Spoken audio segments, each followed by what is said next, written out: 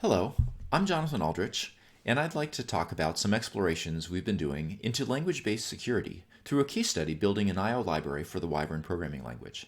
This is joint work with Jennifer Fish and Darya Melicher.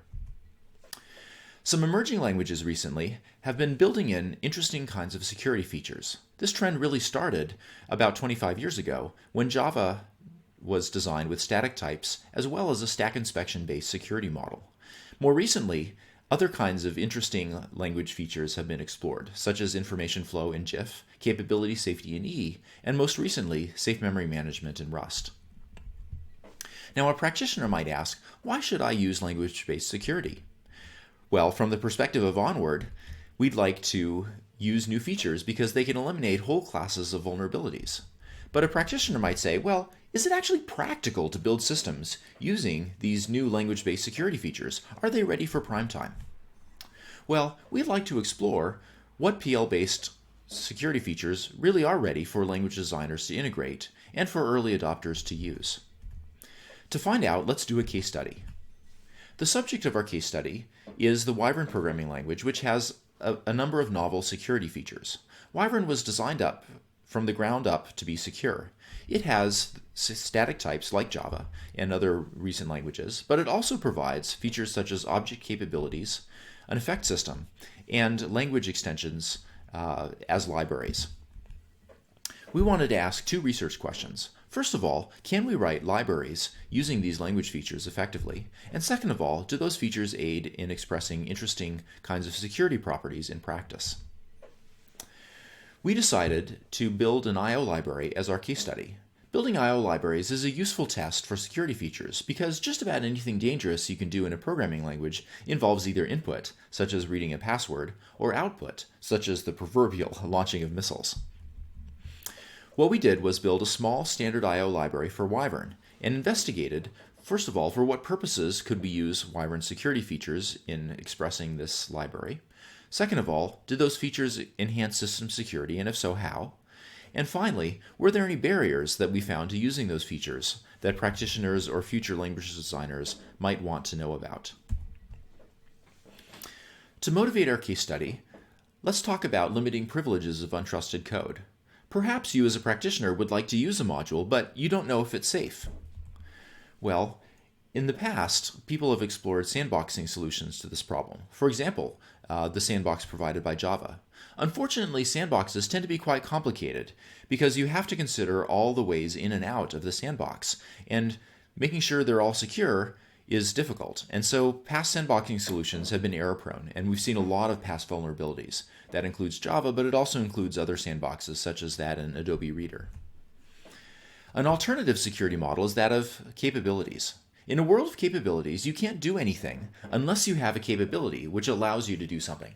For example, in ancient Greek mythology, Zeus can destroy anything with his lightning bolt. Now, in Rick Riordan's book, The Lightning Thief, the antagonist, Luke Castellan, wants to do some evil things, and so he tries to steal the lightning bolt, so he has the capability to do those bad things. Let's look at this in the context of an object-oriented language like Wyvern.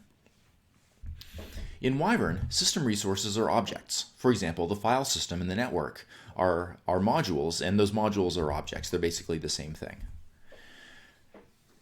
In the capability model, we treat object references as capabilities so that there's a nice synergy between the object-oriented programming model, which uses object references, and capability-based security, in which those object references allow us to do things. And how do we do things in an object-oriented language? Well, we call methods. And so actions in this model are methods on a capability. For example, if we have the file system, we can call the open method, which gives us another capability to a file, and then we can call write on that file capability to have an effect on the file system. Similarly, we can use the network capability to send a packet. Now, our attacker might like to create capabilities of their own, but capabilities in our model only come from other capabilities. And so the attacker can't just create one. That's not allowed by the model. They have to get it from an existing capability, such as the file system or the network.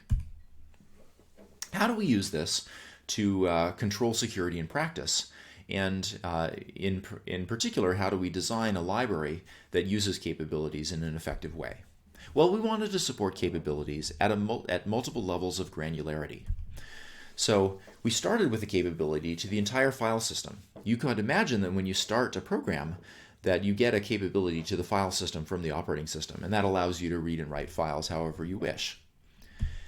If you'd like to restrict this capability, you can ask the file system for a particular directory, and that gives you a capability to all the files in the directory. But in our design, you can get the subdirectories, but you can't get the parent directory from here. And so it gives you just the capability to all the files in a directory tree, but not those outside of it.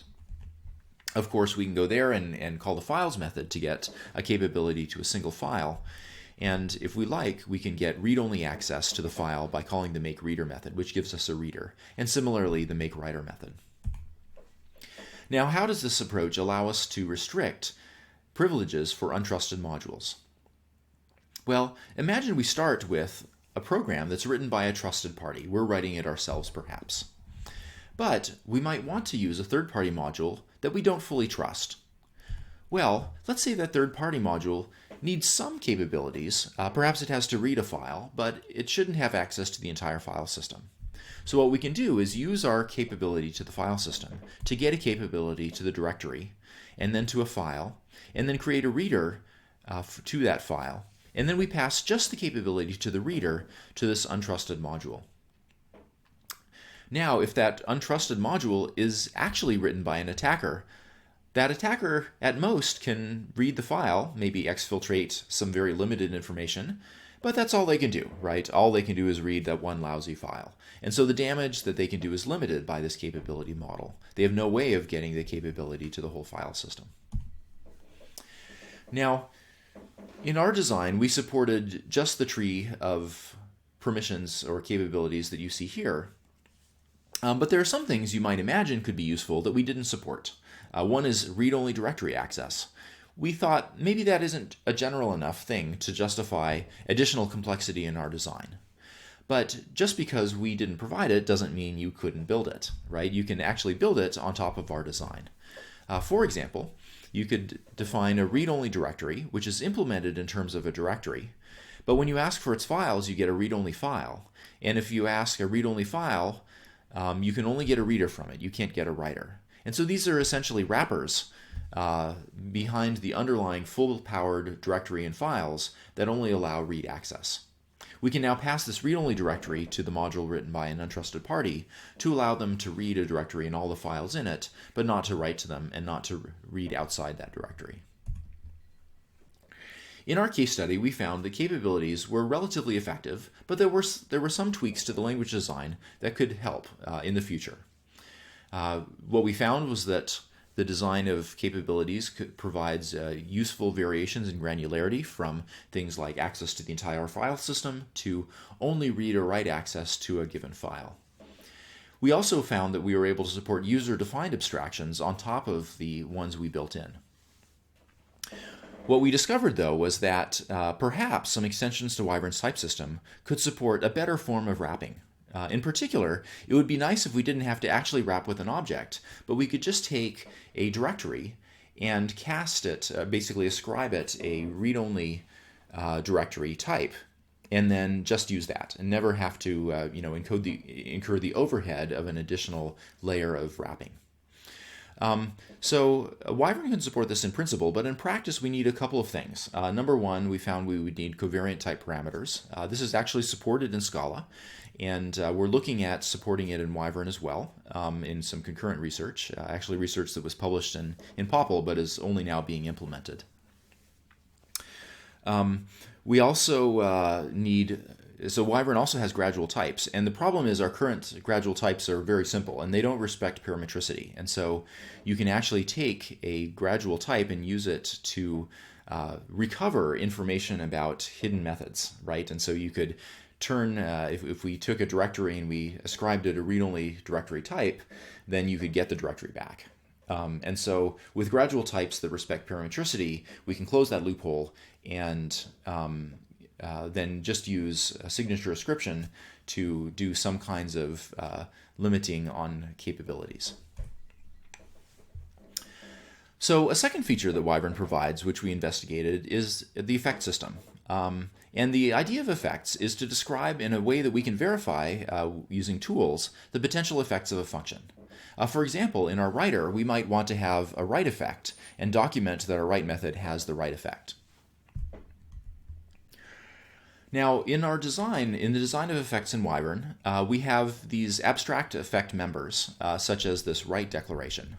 And the idea of an abstract write effect is that a writer could be an abstraction used to write to a file, but it could also be used to write to a network. We don't know, right? So this abstract effect could be instantiated with either a file system effect or a network effect. So this provides a nice kind of abstraction and genericity.